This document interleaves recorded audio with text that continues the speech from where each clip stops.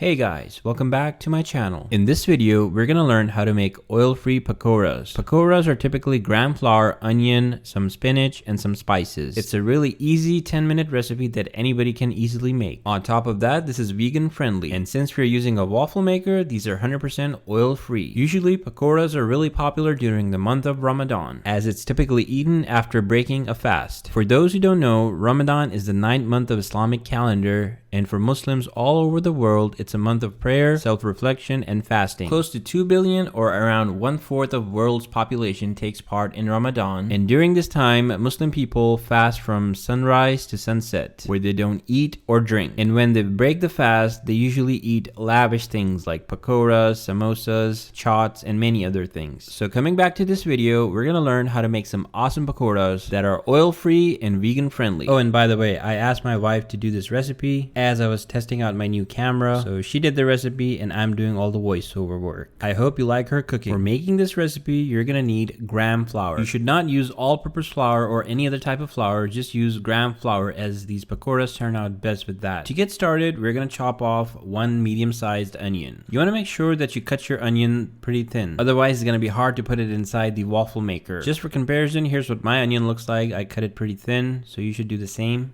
Next, you want to grab a handful of spinach. I think adding spinach to pakoras really enhances the flavor. So take some spinach, chop it up nicely, make sure it's not too thick, and once you're done, put it to the side, as we'll add this back to the main pakora recipe later in the video. Just to show you, here's how I cut my spinach. Next, we're going to take the gram flour and then add it to our main bowl. Sometimes gram flour gets stuck like that, so just use a spatula or something to move it into the bowl. Also, when dealing with gram flour, it's always best to stir it up to break any lumps.